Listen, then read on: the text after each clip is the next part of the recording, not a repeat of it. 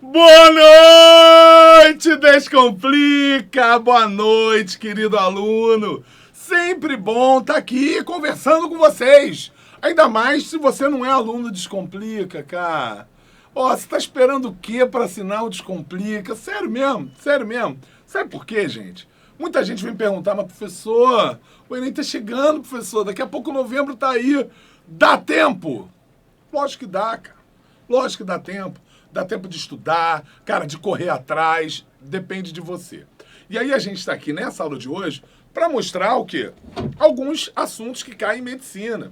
Mas você sabe, como sempre, nessas aulinhas, cara, você tem até 11h59 da noite para poder usar o código promocional de hoje, que é, ó, medicina eu vou. Você vai passar em medicina? Lógico que vai. Lógico que vai. Basta querer, psicológico. Eu vou passar, eu vou conseguir. E o código de hoje, cara, é para você assinar o Descomplica com as nossas aulas ao vivo, pela manhã e à noite. É assinar o Descomplica com mais de 27 mil aulas gravadas para você assistir pra caramba. Correção de redação, monitoria. Então, se faltava aquele empurrãozinho para você conseguir, a gente está aqui para te ajudar, e sério mesmo, para te ajudar. E se você não me conhece, meu nome é Rubens Oda. Rubens Oda, samurai da biologia. E a gente está aqui para dar um plá, né, gente? É dar um plá, uma horinha de aula, né? Uma horinha de aula é pouco tempo, mas para dar um plá sobre assuntos que sempre caem em medicina. Né? Aqui a gente tem como montar uma programação de estudos infalível. Cara, programação de estudos infalível em medicina é estudar tudo. Por que estudar tudo? Galera, você sabe que o cara que passa em medicina, ele não pode se dar o luxo de falar, ah não, mas eu não gosto de matemática. Ai, cara, matemática é meu calcanhar de Aquiles. Funciona isso, JJ? Não. Lógico que não, lógico que não. Cara, como é que pode, né, JJ? O cara que quer fazer medicina se dá o luxo de... Até mesmo em biologia. Eu odeio planta, não vou estudar planta. Cara, quer ver? Quer ver? Teve a prova da Estácio, que é particular, hein? Teve prova da Estácio nesse fim de semana agora, aqui no Rio de Janeiro, pra medicina. Cara, a Estácio só tem 2 questões discursivas. 2. As 2 eram de genética. Olha que doideira. Então o cara que chega assim, eu não gosto de genética, eu não vou estudar genética... Cara, as 2... Né? E aí, cara, por isso eu tô dizendo, a nossa aula de hoje aqui, a gente vai pegar um assunto, vai destrinchar, conversar sobre ele, mas, galera, é fundamental assinar o Descomplica para ter acesso a tudo, né? Para você, cara, ir tampando seus buracos, igual, pô, numa casa, às vezes você tá lá pintando a casa, igual eu tô pintando minha casa, né, mozão? O mozão tá assistindo, e tem aquelas imperfeições da parede, tem que botar uma massa ali, senão o trabalho vai ficar mal feito, vai ficar um trabalho porco. E se você quer fazer medicina, não dá para assumir trabalho porco, não. Tem que estudar um pouquinho de tudo, beleza? Então, ó, vocês sabem, né, que em várias faculdades, você faz específicas de biologia, de química e de física. Algumas não tem física, né? Algumas vão ser só biologia e química. E algumas faculdades, né, que vão pegar o Enem, e você vai ter que usar as notas do Enem no SISU, algumas cobram pesos diferentes. E quando cobram pesos diferentes, cara, as ciências da natureza usualmente têm o maior peso. Então, é a mesma coisa. Normalmente, o cara que vai fazer medicina, o cara sabe tudo de biologia. O cara se acha o mago da biologia.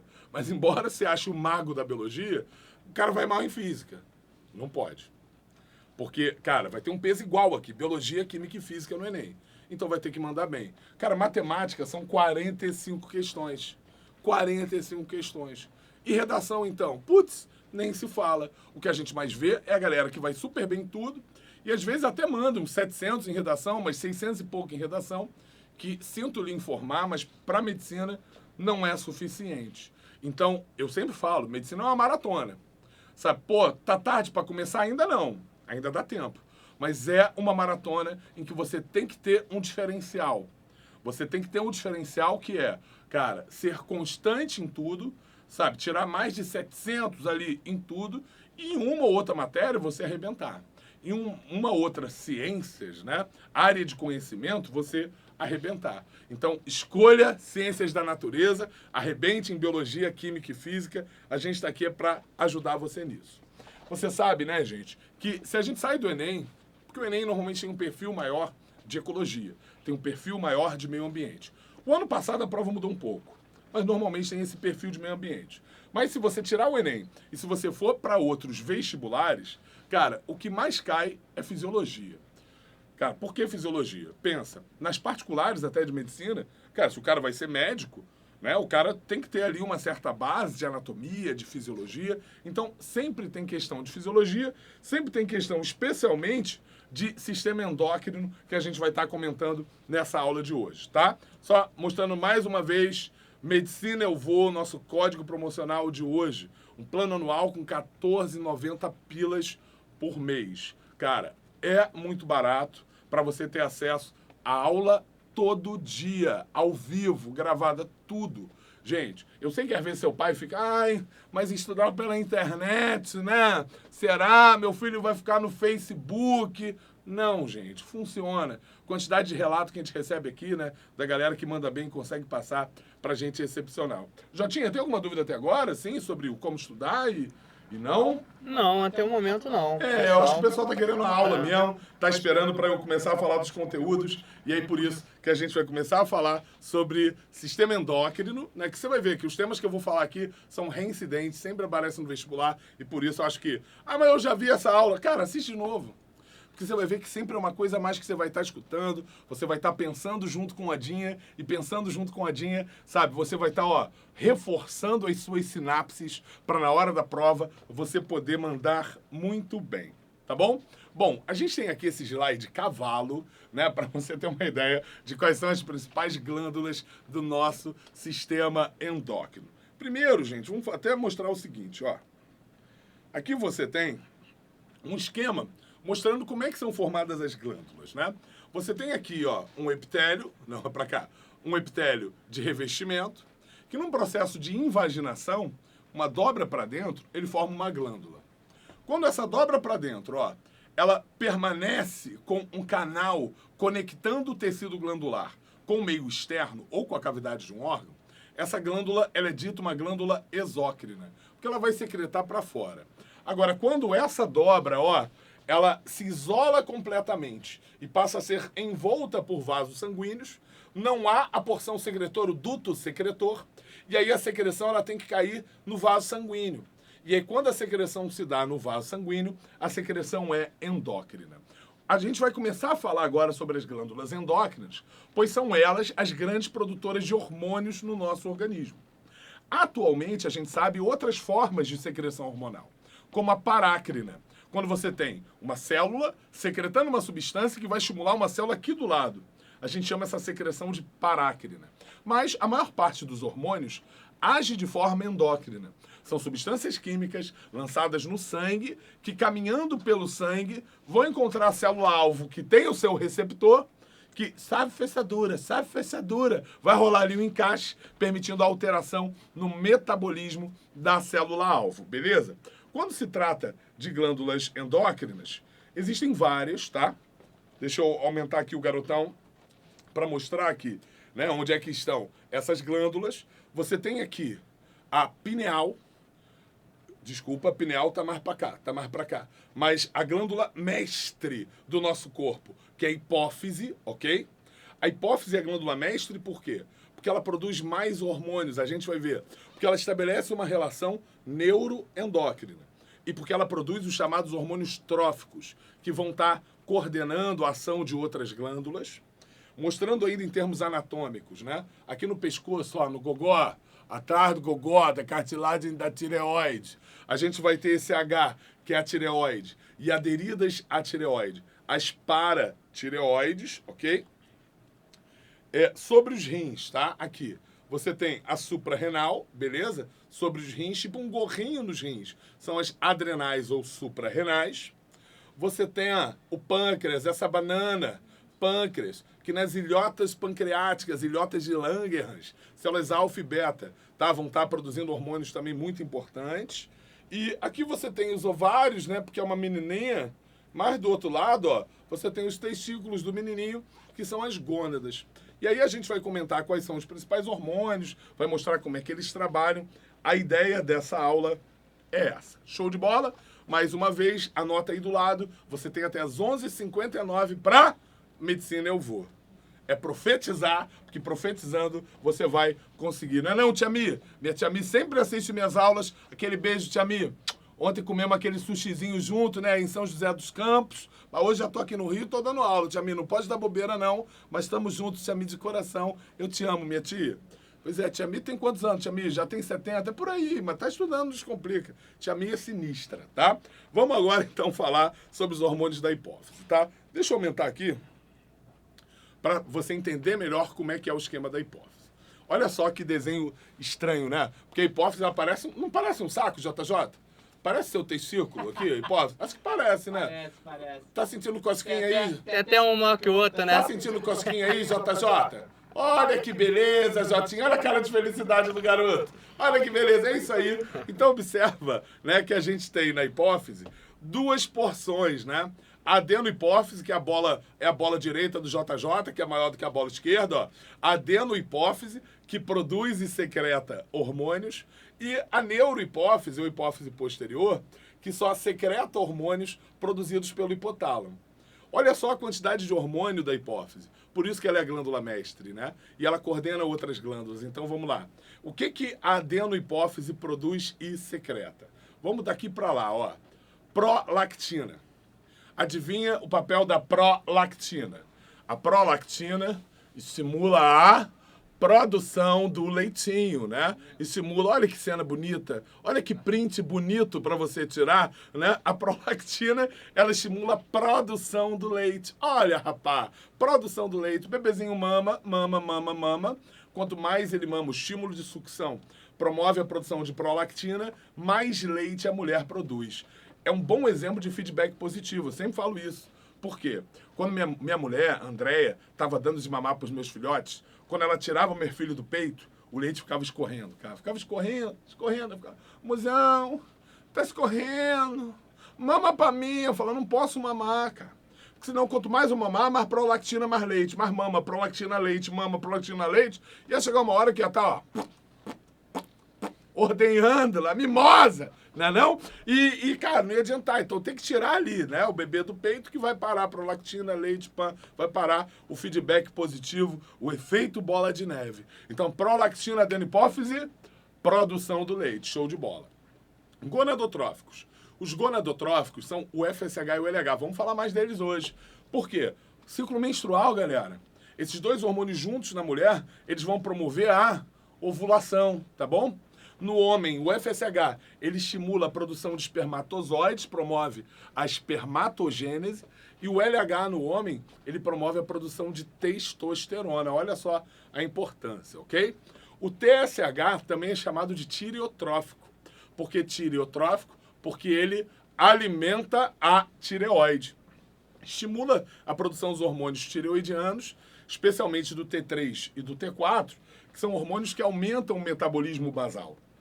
Quando uma pessoa, por exemplo, tem falta de iodo, tem uma disfunção da tireoide, que vai gerar uma menor produção do T3 e T4, normalmente você encontra o TSH alto, o T3 e T4 baixos. Cara, mas por que o TSH tá alto? Porque ele tá lá, toque, tireoide, trabalha. Toque, tireoide trabalha, mas ela não está produzindo os hormônios, não há uma inibição, um feedback negativo para diminuir o TSH. O ACTH, olha que nome estranho, hein? É o hormônio adrenocorticotrófico. Por quê? Porque ele estimula o córtex das adrenais. A produção de cortisol, de cortisona, sabe? A gente vai falar deles, são hormônios também importantes estimulados pelo ACTH. A somatotrofina é o hormônio somatotrófico. É o famoso GH. Porque, ó, hormônio somatotrófico, ele estimula as células somáticas. E por que ele é GH? Porque ele é growth hormone. Growth. Ele estimula o crescimento das células. Esse hormônio que muita gente usa de bomba, né? Pra ficar fortão, ficar saradão. Quando falta GH desde a infância, isso é um tipo de nanismo, um tipo de anão. É um nanismo hipofisário. Fica baixinho. Quando tem excesso de GH desde a infância, cresce demais. É o gigantismo. E o excesso de GH na idade adulta, o cara que usa de bomba, ele fica bombado, mas aumentam as extremidades ósseas. Fica com a mão grande, com o queixo grande, os dentes separados, tipo Arnold Schwarzenegger mesmo, que usou muito ali o GH para ficar Mr. Universe. ok? O nome dessa doença é acromegalia, que é a doença das pontas grandes. Tudo isso é adenohipófise, tá? Porque na hipófise posterior são dois, o ADH, o antidiurético, também chamado vasopressina, que age lá nos rins, nos néfrons, abrindo os canais aquosos, as aquaporinas, favorecendo que você, chupe o xixi. Ó o ADH, chupa xixi, para urinar menos. Por isso que ele é antidiurético. Ele diminui a diurese. Então, você suei. Calor, suado. Cara, você não pode perder muita água na urina. Você vai liberar o ADH, para que liberando o ADH, você reaproveite a água da urina, aumente a concentração dessa urina, favorecendo que você elimine essa urina o mais concentrado possível, evitando a desidratação do corpo. Antidiurético, vasopressina, age no rim, no néfron, aumentando a reabsorção de água. E a ocitocina é um hormônio que promove as contrações uterinas no parto. Quando a mulher tá para parir, a ocitocina vai, contraindo, para o bebê nascer, ser cuspido pela vagina da mulher. A ocitocina também promove a projeção do leite e ela aumenta a sensibilidade dessa mulher. Ela vai ficar mais carinhosa, amorosa. Por quê? Para ela poder se apegar ao bebezinho. Sério. Tanto que a gente fala que a ocitocina é um hormônio da paixão. Se você, mulher, está apaixonada, se você, homem, se encontra apaixonado, dá para fazer um exame de sangue, cobra isso do namorado, da namorada, vê se tem ocitocina. Se não tiver ocitocina, tem enganação nessa história, tem enganação. Paixão, amor, calor, libido. Ocitocina tá a ver com isso aí. Sabia, Jotinho? Temos dúvida até aí? Na verdade, eu gostaria até de falar, né? O pessoal aqui tá falando bastante bem, né, do Descomplica, é legal. O pessoal tá incentivando, o próprio pessoal do chat. Isso é muito legal, né? Que legal. Tem algumas pessoas perguntando do cronograma, não sei se você vai falar isso. Ou... Não, então, pois é, cara. Me pediram para eu dar essa aula, a falar sobre os hormônios. Sobre o cronograma de estudo, é isso que a galera quer? É. Então, deixa eu falar. Eu poderia ter montado uma aula só sobre isso, sem conteúdo. Mas é complicado, né, gente? Que eu acho que vocês sempre gostam de conteúdo. Vou abstrair para isso, porque a gente também está aqui. Eu acho que isso é muito legal. Não é porque é online, né? Não é porque é online que a gente não pensa em vocês, gente. A gente tem que sempre responder a vocês, né? Então, como é que você tem que montar o seu cronograma? Tá ligado nas aulas do GEP? Aqui no Descomplica, quem assina, tem o GEP, que é o Guia do Estudo Perfeito. E ali tem algumas dicas, cara, que eu acho que principalmente, sabe, para quem tem metas altas, como é o caso de medicina, cara, você tem que, sabe, ter afinco ali no seu planejamento de estudos para que você consiga chegar lá. Cara, eu curto muito quando o pessoal me marca no Instagram, tá? É prof.oda, tá? Se você quiser seguir.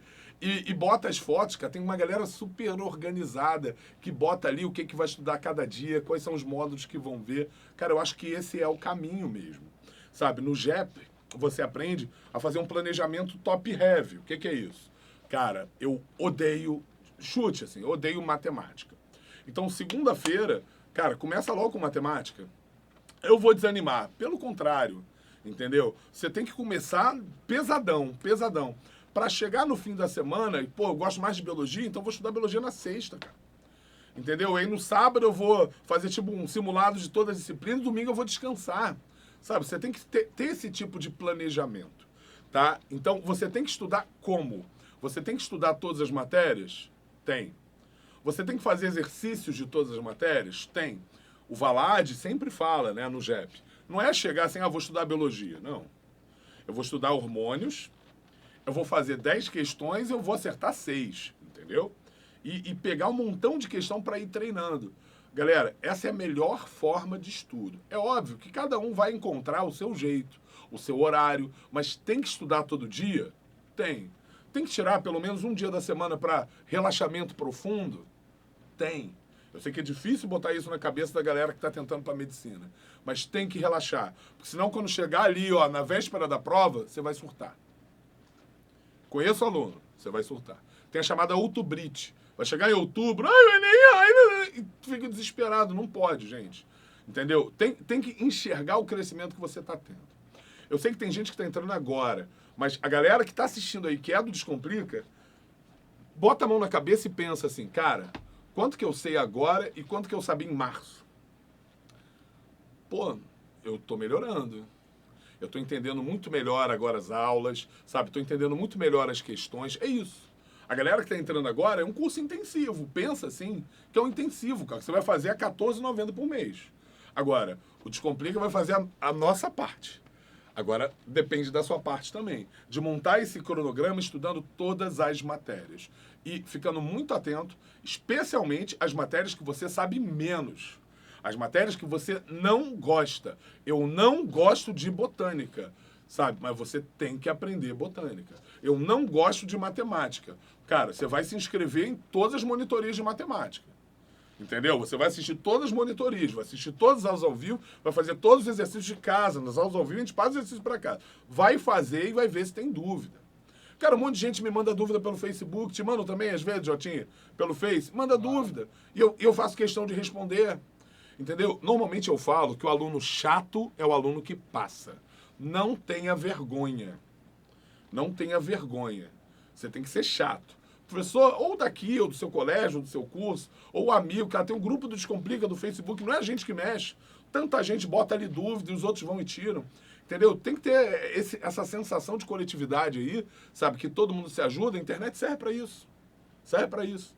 Para que você consiga crescer melhor. Bacana? Foi, Jotinha? Tem uma pergunta aqui. Manda aí. Pode mandar? O Luiz pergunta, na verdade pediu para você falar sobre o GH e a relação com a atrofia muscular. Boa. Olha só. Luiz, o GH, ele é importante para o desenvolvimento da musculatura, Luiz? É importante, mas não só ele.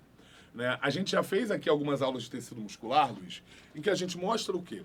Que o músculo é um tecido onde quanto mais você estimula esse tecido, mais ele cresce. Mas que ele depende também dessa demanda para o crescimento. Quando uma pessoa, por exemplo, se torna paralítica, a tendência é que os músculos atrofiem, né, Luiz? Porque falta estimulação. Não adiantaria, Luiz, eu injetar GH nessa pessoa que o músculo não iria crescer. Né? Então, por isso a fisioterapia, tentar fazer esse músculo trabalhar até de forma mecânica para evitar que haja atrofia. Então, é só para deixar claro, Luiz, que o GH ele é um fator importante de estímulo, mas que você tem que também trabalhar em termos de exercício, porque se não houver o exercício, o músculo não vai desenvolver sozinho, ok?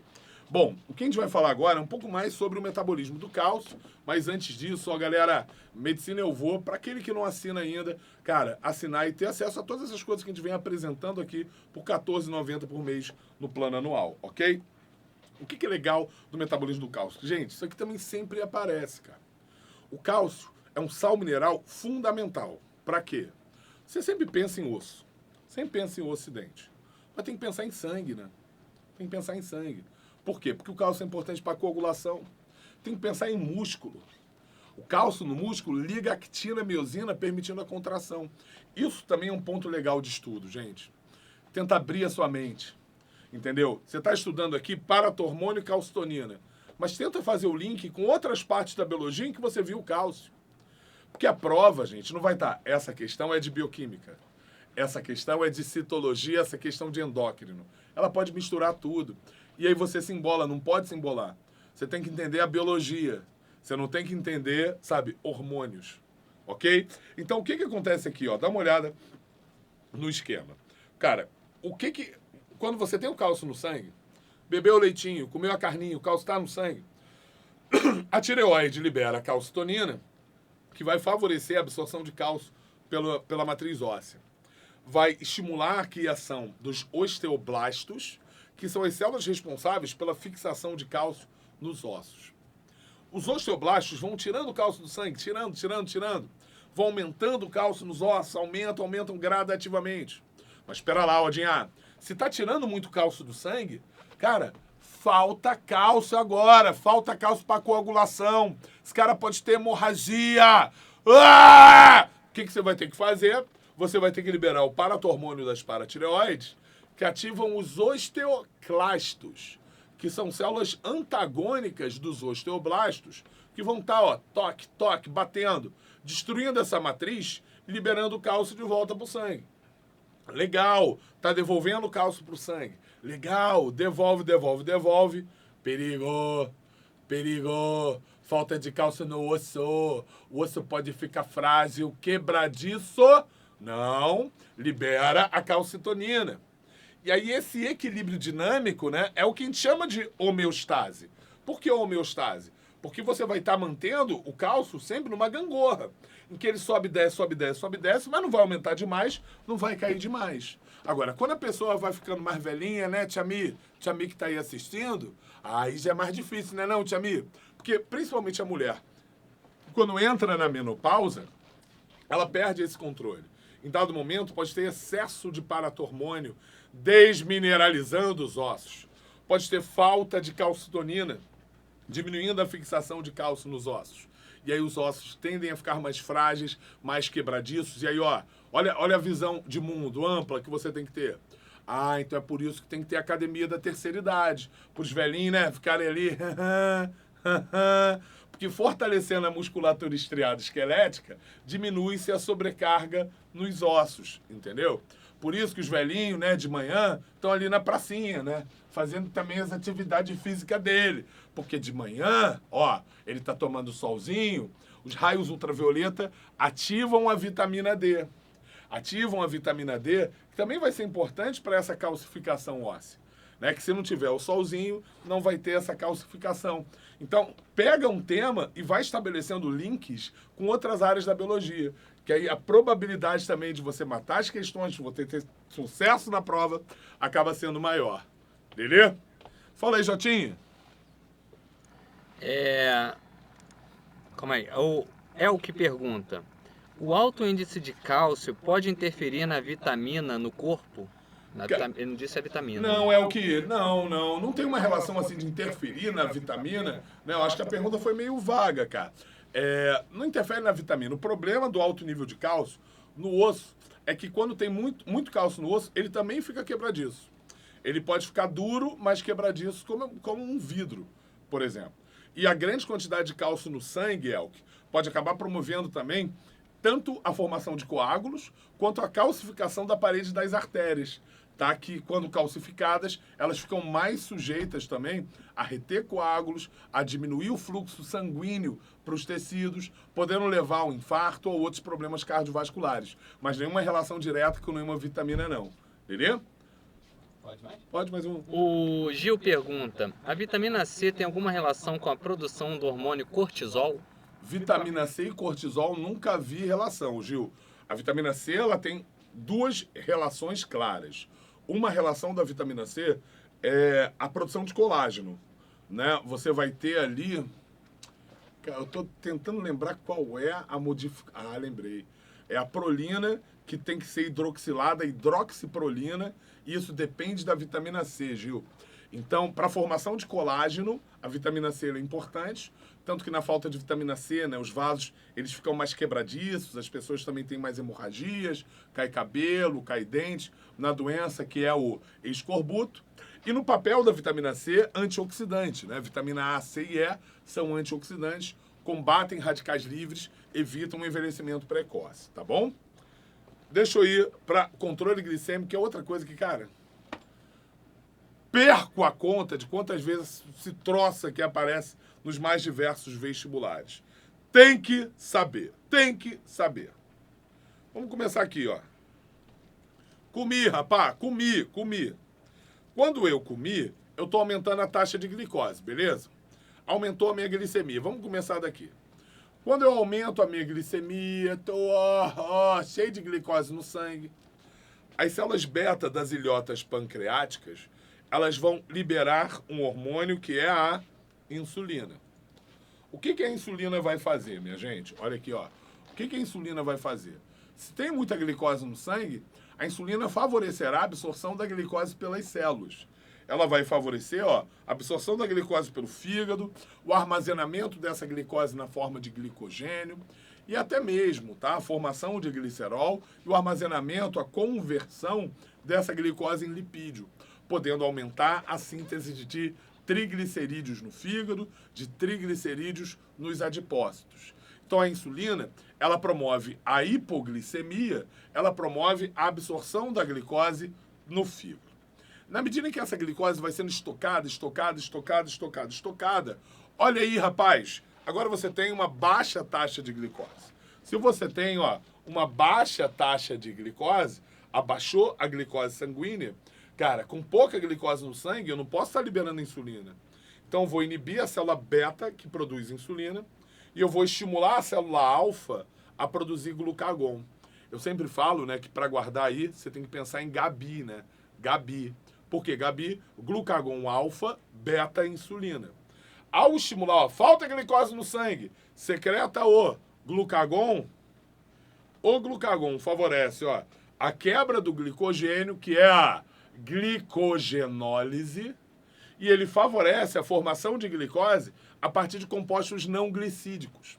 Então ele vai estar favorecendo aqui a formação de glicose a partir do glicerol, a partir do aminoácido e a partir do lactato, ácido lático. Essa formação de glicose a partir de compostos não glicídicos é a gliconeogênese. E aí o fígado vai estar liberando a glicose para o sangue, aumentando a taxa de glicose de novo. Então você tem novamente aqui uma gangorra. Uma gangorra em que tem muita glicose no sangue, eu vou estar, jogando a glicose para a célula, usando essa glicose para respiração, estocando essa glicose. Quem favorece a absorção de glicose pelas células? Insulina, que aumenta a síntese de uma proteína que vai receber essa glicose, transportar essa glicose, que é o chamado receptor GLUT, proteína GLUT, transportadora de glicose. Por outro lado, quando você tiver queda de glicose no sangue, opa, lelê, caiu a glicose no sangue, glucagon resolve hipamia. Glucagon descomplica a hipamia. O glucagon vai promover o quê? Quebra do glicogênio. Vai promover gliconeogênese hepática para liberar essa glicose de volta para o sangue para promover o equilíbrio. Beleza? Então, gente, isso cai sempre e não pode errar. É só pensar no diabético. O diabético, ele tem deficiência de insulina. Se tem deficiência de insulina, a glicose fica no sangue. Hiperglicemia. Beleza? E aí tem que injetar a insulina, no caso do diabetes mellitus, para favorecer essa absorção de glicose pelas células. Lelê, pensa no diabético que não tem como errar. Beleza? Fala aí, Jotinha. Vamos lá? Vamos. O Daniel pergunta, o hipo ou hipertireoidismo pode prejudicar nesse esquema de liberação e absorção do cálcio? Então, pode. Agora entendi, Daniel. Entendi a sua pergunta.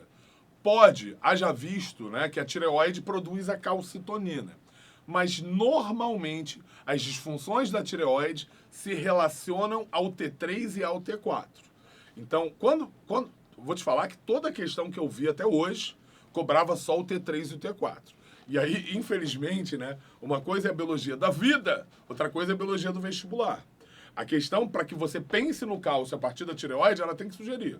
Então, tinha que naquela questão falar, uma pessoa com hipertireoidismo alterou a calcemia e pedir para explicar como. Opa, beleza. Se está com hipertireoidismo, ela pode estar produzindo muita calcitonina, e produzindo muita calcitonina, ela vai estar fixando mais cálcio no osso e deixando menos cálcio no sangue. Mas a questão tem que te sugerir.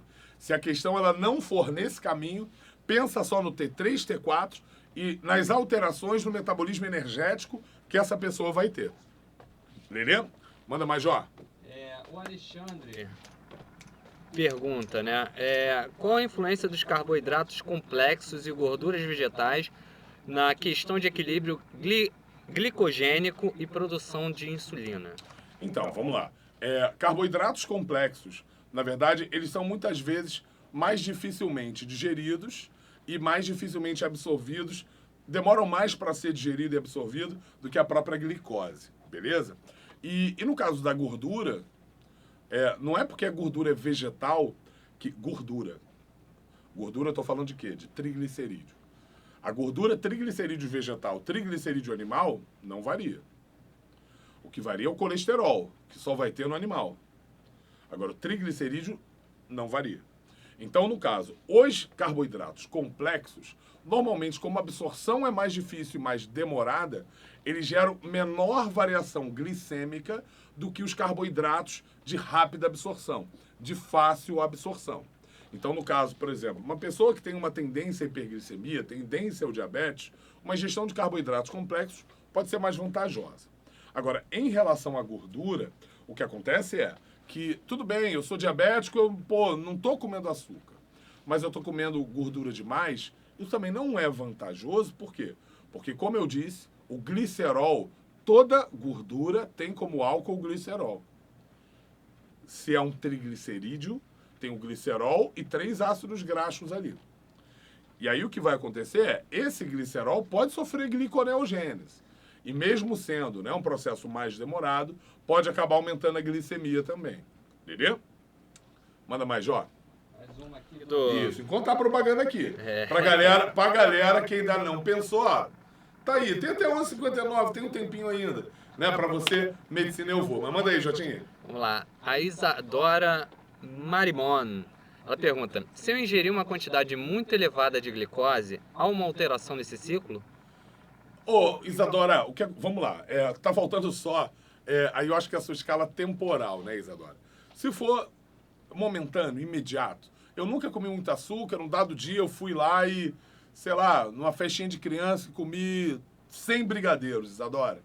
Cara, você vai ter uma baita hiperglicemia, você vai estar liberando muita insulina para poder estocar e a princípio não vai ter grandes problemas, Isadora. Agora, quando você faz isso de forma muito frequente, você vai acabar saturando demais seus receptores de insulina. E aí isso pode acabar diminuindo a quantidade de receptores e você pode acabar desenvolvendo um diabetes tipo 2. O diabetes tipo 2 é aquele da galera gordinha, que a partir dos 30, 40 anos de idade, comeu muito açúcar, pode acabar se tornando diabético, Isadora. Então não é um dia comendo muito açúcar que você vai se tornar diabético. Mas quando você faz isso por muito tempo, você pode se tornar assim. Não é caô, não, tá bom?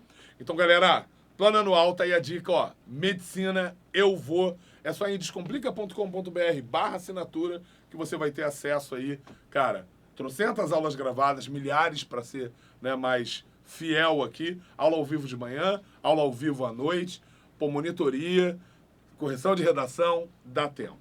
Fala aí, Jota. Estão perguntando se a promoção é até hoje ou se pode pagar amanhã. Cara, essa aqui é só até hoje. Essa aqui eu vou te falar que é só até hoje. Aí não dá jeito, não. Pode mandar depois pedir, eu tenho o código, mas é só até as 11h59 de hoje. Beleza, Jotinha? Vamos falar agora dos hormônios das adrenais, tá? Das suprarrenais. Então tá aqui. A adrenal, ela tá sobre os rins e, cara, ela tem medula e córtex. De novo, bom aluno para medicina, tem que diminuir decoreba. E se é diminuir decoreba, você tem que ver mais sentido nas coisas. O que é ver sentido? Cara, em biologia, você vai ver em 500 lugares medula e córtex. Medula sempre é o que está mais para dentro. E córtex sempre é o que está mais para fora. Anel de Malpighi. Você pega uma planta. Ah, não, planta não, eu odeio planta. Não, planta. Corta um anel do caule da planta. Tira esse anel cortical.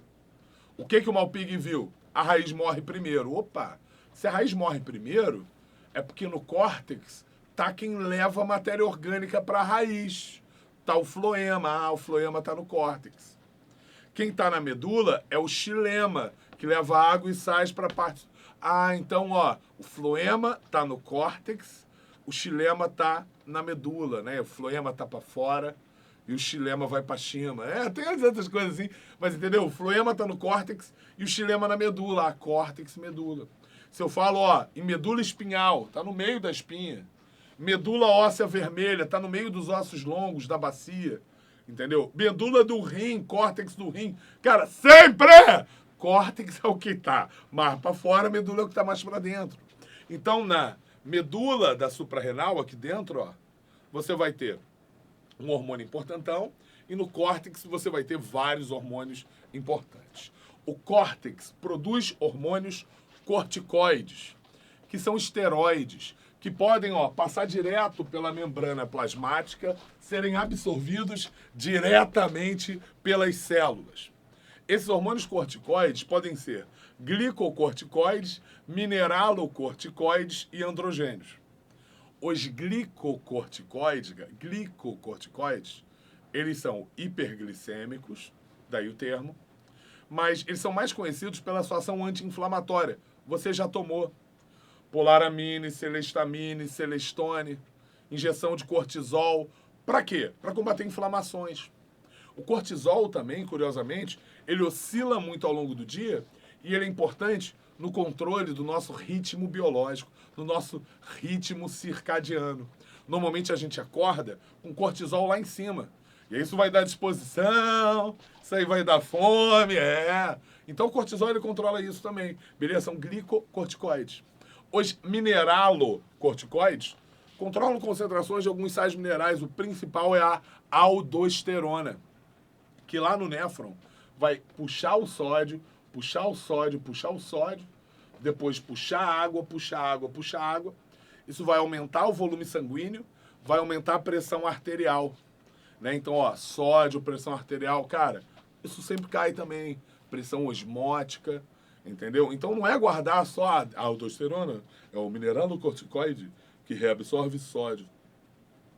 E quanto mais sódio no sangue, mais puxa água dos tecidos, maior o volume sanguíneo, e com maior volume sanguíneo, maior a pressão arterial. E por isso que se seu pai é hipertenso, ele não pode comer muito sal. Quanto mais sal ele come, maior o volume de sangue, maior a pressão arterial. Foi? E androgênios também, né, gente? Androgênios. Os androgênios, eles estão produzidos no córtex também, são análogos à testosterona para características sexuais secundárias, pelos do homem, o gogozão, maior massa muscular, a voz mais grossa, vai taca. É isso aí, tudo depende de quê? Depende dos androgênios e da própria testosterona. E na medula? E na medula tem lá a adrenalina, uma catecolamina, adrenalina ou epinefrina. O que faz a adrenalina ou epinefrina quando você pega a prova do vestibular, quando você pega a prova do Enem, aí escorre aquele suor frio aqui do lado. Olha a adrenalina aí! É isso, né, gente? É uma reação de luta ou fuga, perigo, naquele momento vem tudo na tua cabeça, mas não pode. Se você é assinante do Descomplica, tem que bater no peito. Eu sou aluno do Descomplica.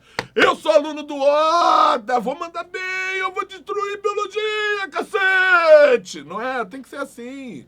Né? Tem que ter esse olhar para os outros. Cara, eu sempre falo isso, cara. Sempre falo isso. Quando você está desesperado, você senta ali na hora do Enem. Ai, eu tenho que ficar esperando uma hora, maldição. Olha para as outras pessoas, cara. Isso te acalma. Na sala, né? Sempre tem ali alguma pessoa que você vai olhar assim, esse aí, ó, não sabe nada não. Sempre vai ter um gordinho. Desculpa se você é o gordinho, eu sou desse gordinho. Eu vou pra prova com um saco cheio de comida, cara. E já começo antes mesmo a comer. O gordinho que só quer saber de comer. Sempre vai ter uma pessoa mais idosa, tipo a tia Mi. Ou você, tia Mi, vai estar ali sentadinha. Eu vou falar, pô, cara, eu tô aqui, ó, fresquinha, a tia Mi tá ali. Será que a tia Mi vai roubar minha vaga? Né? E aí, cara, tenta abstrair. Tenta abstrair, cara. Entendeu? É estar bem preparado e estar com os nervos também tranquilos para você render o seu melhor. Porque a adrenalina, ela te prepara para fugir de um predador. Ela te prepara, né, para sair na porrada com alguém, mas hoje a sua porrada é com outras coisas, né, na nossa sociedade atual. E aí nisso, o que ela faz? Ela gera uma vasodilatação para o cérebro, vasodilatação para os músculos, você vai ficar pálido, vai ficar tremendo, vai engolir em seco, né? Vai ficar arrepiado, coração acelerado, respiração acelerada, pupila dilatada, tudo para quê? Para você ter mais energia, você mais precisa naquele momento, que é nos músculos e no cérebro. Então, ó, olha o que a adrenalina faz na reação de luta ou fuga, né? Ela vai promover dilatação da pupila, aumenta o campo visual, vasoconstrição periférica, fica pálido. Para quê? Para mandar mais sangue, pro músculo, pro cérebro. Acelera o ritmo cardíaco e respiratório. Mais oxigênio, mais glicose. inibe digestão, inibe reprodução. Lógico, gente. Imagina, você recebe a prova do Enem, tem uma ereção, assim, né? Ciências da natureza. Não faz sentido. Né? Vai inibir digestão, vai inibir a reprodução. E você vai engolir em seco, porque inibiu a digestão, e fica muitas vezes arrepiado, que é como se você estivesse ali, sabe, acuado com um gato, que naquele momento você tem que... para poder espantar todo o mal-olhado dos outros, não é isso? Para poder espantar um eventual predador. Entende? Então é o do dia a dia. Mas, cara, usa essas coisas, usa o seu dia a dia. Cara, tem uma vivência nerd. O que eu digo é isso. Eu queria que meus filhos tivessem isso. Que meus filhos tivessem o prazer em aprender. Tenta achar o prazer em aprender matemática. Tenta achar o prazer em aprender português. O prazer em aprender química, biologia. É isso. Cara, quando... Pô, não é tão bom. Eu vejo isso já começando agora nos meus filhos. Cara, quando você pega um problema de matemática, tem uma caixa d'água, você quer saber, sabe, qual é a área de quanto que você vai usar de material, mas a caixa d'água tem um tampo também, e o tampo ali é um formato de um cone. Aí você bota a caixa d'água, bota o cone, material. Ah, não, mas ó, tudo bem, eu tenho um cilindro, eu tenho o cone, mas a parte da tampa aqui eu vou ter que tirar a área da circunferência, tanto da caixa d'água quanto do cone. Aí quando você, consegue fazer e chega no resultado, caraca, maluco, como é que eu consegui? Se sinta bem, entendeu? Se sinta bem com a vitória. E não se sinta desmotivado com o insucesso. Porque na prova vai ter questão que você não vai saber fazer. Lógico que vai, gente. Mas se pegar a questão que você não sabe, eu não sei, não vou passar esse ano. Já era. Você tem que pegar que você sabe. Às vezes é difícil, você matou. Cara, eu fiz essa questão. Quantos que não vão ter conseguido fazer? Entendeu? E se motiva para poder acertar as demais. Tô falando muito. Fala aí, Jotinha. Dúvidas? Manda. Vamos lá. O Luiz pergunta: o que seriam as pedras nos rins e qual o seu processo formador? Vamos lá, Luiz. Eu sempre falo. Não tem a ver com a aula de hoje, né, não, Luizão? Mas como eu disse, isso aqui é uma sala de aula, Luiz. O Descomplica é uma sala de aula. E se é uma sala de aula, o professor tem que tirar a dúvida do aluno, né? Então, o rim, ele é um órgão que filtra o sangue. E ao filtrar o sangue, ele pega uma solução, que é a urina, para poder jogar fora. O que acontece, Luiz, com uma solução que tenha uma quantidade de soluto acima da sua saturação, Luiz? Se você tem uma quantidade de soluto acima da sua saturação, cara, a solução fica supersaturada e pode formar corpo de fundo, né, Luiz? O que é esse corpo de fundo? É o resíduo do soluto acima da saturação. O que é o corpo de fundo da urina? É a pedra renal, é o cálculo renal. Que podem ser cristais de cálcio, podem ser cristais de ácido úrico, solutos em excesso que vão acabar se acumulando ao longo da medula renal. Isso começa a se acumular nas pirâmides renais, nos cálices, até a saída do ureter. E aí, se a urina não sai, o rim vai inchando. Caraca, Luizão, dizem que é uma das piores dores do mundo, né? Que você pode sentir. Cara, tem tratamento, cara, que é ficar levando porrada no rim. Litotripsia, imagina a dor disso. Né? E outros que, intervenção cirúrgica, bota ali, né, tipo um catéterzinho para destruir. O Alex, professor de matemática do Descomplica, fez essa operação. A operação levou 12 horas. Parece que 10 horas foi para achar o buraco da uretra e depois mais 2 horas para poder destruir a pedra. E depois ele teve que parar de dar aula de matemática, né? Porque ele perdeu o cálculo. Vamos voltar para biologia. Medicina eu código até as 11h59 de hoje. Não vou perder. R$14,90 barangotes por mês. Tá barato pra caramba, hein? Quer pagar quanto? Ciclo menstrual. Gente, no ciclo menstrual, cara, sempre cai também. Vamos olhar isso aqui com atenção, né? Aumentando aqui, ó. Aumentando aqui na parte mais importante. Quando que começa o ciclo menstrual? Olha o folículozinho ali. Começa o ciclo menstrual, ó, quando desce a menstruação. Eu sempre falo, desceu, rapá, desceu. Isso aí é o quê? Isso aí são lágrimas do útero decepcionado. Útero tá triste, tá chorando lágrima de sangue. Por quê? Porque você não engravidou. E aí, quando ele chora essas lágrimas de sangue, isso é um sinal que um novo ciclo pode se iniciar. Para iniciar esse novo ciclo, ó, o que você vai ter é o aumento na produção de um primeiro hormônio, que é o aqui em azul, que é o primeiro a aumentar, está tendo um aumento sutil, mas está aumentando, que é o FSH. O FSH faz o quê? Ele promove a maturação do folículo ovariano. O FSH vai promover essa maturação do folículo. O FSH, além de promover a maturação do folículo, ele vai estimular que o folículo comece a produzir o estrogênio, ó. O estrogênio, esse cinzinho aqui, tá? Começa a produzir o estrogênio. Por que produzir o estrogênio? Porque o estrogênio vai comandar uma nova proliferação aqui de vasos sanguíneos do endométrio, que vai ficar mais espesso.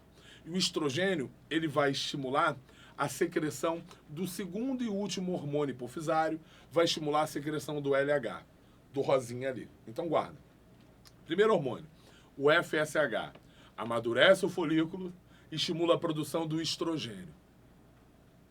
Estrogênio, proliferação aqui dos vasos uterinos, estimula a liberação do LH. Olha aqui a ovulação, ó. Olha aqui a ovulação. A ovulação ela vai ocorrer no pico de FSH e o LH. O pico de estrogênio está meio deslocado nessa imagem. Ele é um pouco mais para cá, tá? Porque a ovulação ela ocorre no pico de FSH e o LH. Então o LH ele promove a ovulação junto com o FSH. O LH inibe o estrogênio, mas o LH transforma esse folículo rompido numa nova estrutura que é chamada corpo lúteo, que ao produzir progesterona, que é o último hormônio do ciclo, mantém o útero espesso para uma eventual gravidez.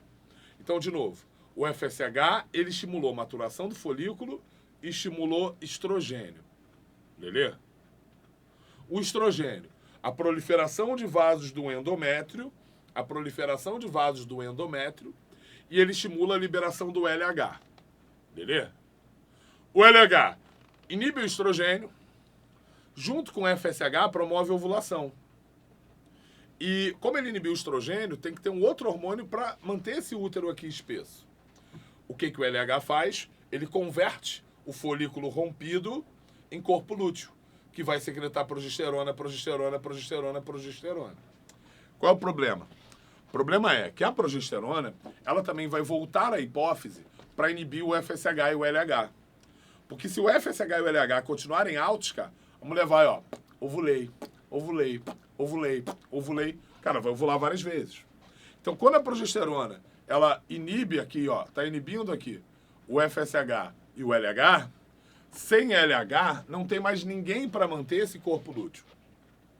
Então, sem LH, o corpo lúteo degenera, a progesterona cai, e com a queda de progesterona, a mulher menstrua.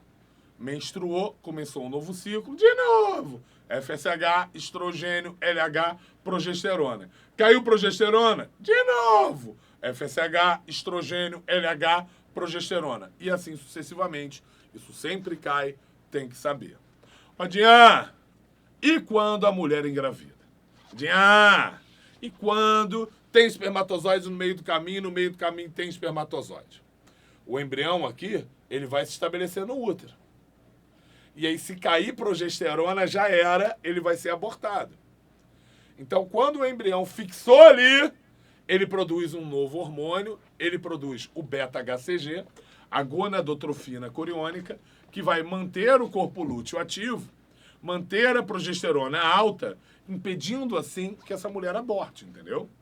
Então, é muito importante que o embrião produza esse novo hormônio, que é o hormônio da gravidez. Faz o teste de gravidez, vai na farmácia, aí aparece a tirinha, moção, tô grávida. Tá achando que é ali, tá achando beta-HCG, a gonadotrofina coriônica. Beleza? Fala aí, Jotinha. Vamos lá. A Ellen pergunta, antes de começar meu ciclo menstrual, sinto muita dor nos seios. Pode pedir pro professor explicar por que isso pode acontecer? Beleza, Ellen. Tá aparecendo, né? Altas horas, né? Qual o nome da mulher que fica lá tirando dúvida? Ai, professor, o meu seio está... né? Mas sem zoeira, Ellen. Posso. O que acontece? Normalmente, Ellen, antes da menstruação... Vem pra cá, Ellen. Ó, você não menstruou, então você tá com a progesterona alta, Ellen. Quando a progesterona tá alta, é como se você estivesse grávida. Ah, mas eu não tô grávida. Não. Mas o organismo entende como se a mulher estivesse grávida. Então, com a progesterona alta, Ellen, o que acontece é a mulher se sente mais inchada, entendeu? Isso pode dar uma certa alteração na libido. A mulher tá, ai, mozão, quero ficar mais em casa hoje, um carinho, vamos ficar debaixo da coberta dengando, comendo uma pipoquinha, entendeu? Por quê? Porque é como se ela estivesse grávida, Ellen. Então esse inchaço é normal graças a isso, tá? Por quê? Porque a progesterona vai ficar alta, tanto que algumas mulheres que usam pílula, elas têm isso ao longo do ciclo. Porque a pílula é normalmente progesterona e estrogênio para inibir o FSH e o LH e a mulher assim não ovular. A minha mulher, Andréia Cristina Gomes Faria Zoda, te amo. Minha mulher, quando tomava pílula, era assim, cara. Começava a tomar, sentia inchada, aí ficava, ai, mozão, hoje não, tô com dor de cabeça. Era como se ela estivesse grávida. Sério mesmo. E aí é lógico, não é? Isso vai depender da mulher, isso vai depender também da dosagem hormonal, né? Então, por isso, procure seu ginecologista, né? Se você não estiver se sentindo muito bem em relação a isso. Fala aí, Jotinha. O Daniel pergunta, em caso de insuficiência renal, os hormônios oriundos dos rins também são prejudicados? Então, o que acontece, Daniel, é que a insuficiência renal normalmente se refere ao néfron. O que acontece é que na insuficiência renal, você pode ter um processo inflamatório que destrua a porção endócrina do rim, né? E aí você pode estar produzindo menos renina, que controla, né, o sistema angiotensinogênio, angiotensina, aldosterona. A princípio, não, mas como às vezes o rim comprometido tem até que ser retirado, né, Daniel? Isso pode afetar também a porção endócrina. Tá bom? Galerinha, opa, tá aqui, ó. Tá aqui. Por que tá aqui? Eu vou deixar aqui enquanto eu for tirando mais dúvidas, porque nós temos aqui 2 minutos para terminar, tá? Na verdade, o que eu queria falar mais é sobre gônada, tá? Porque eu achei até que ia ter o próximo slide, fazer rapidinho. É só falar da testosterona no homem, para característica sexual secundária, e o estrogênio e progesterona da mulher já estavam aqui. Mas reforçar que o estrogênio, né, produzido no ovário, é ele que vai ser o responsável pelas características sexuais secundárias da mulher. Né, desenvolvimento de mamas, né, de glúteos, né, das características feminilizantes, depende mais do estrogênio. Galera, se você não se decidiu, né, galera que, pô, já conhece o Descomplica, né, eu quero que você assista mais aulas nossas aqui, que você possa se preparar melhor. Né? Então você tem até hoje R$14,90 por mês para o plano anual do Descomplica, tá barato pra caramba e dá tempo de mais algumas duvidazinhas de vocês, Jotinha. Então vamos lá. O que nós temos mais aí? Vamos lá. A Lorena pergunta, na verdade eu queria saber a questão dos hormônios e em relação à síndrome dos ovários policísticos. Boa, Lorena, boa, Lorena. Isso aí é uma preocupação que eu tenho certeza que tem várias outras mulheres assistindo que tem. Por quê, Lorena? É super comum. Um cisto no ovário é uma proliferação excessiva de células ovarianas. Essas células, se são células que produzem hormônios, né, porque podem não ser, elas podem gerar alteração na quantidade de estrogênio e progesterona. Então, não é que essa mulher seja estéril, entendeu, Lorena? Mas ela vai ter o ciclo menstrual muito irregular quando ela tem cisto no ovário.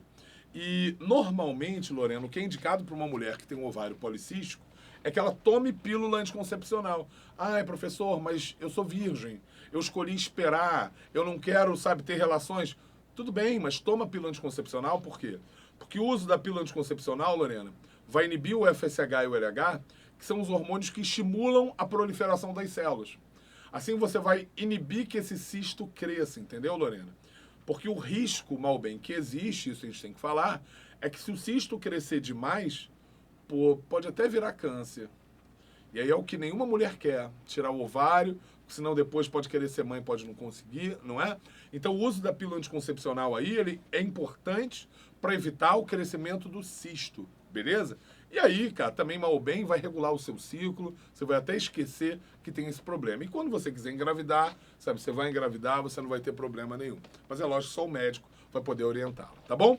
Galerinha, por hoje é só. Espero que você tenha gostado de mais aqui um nosso bate-papo, beleza?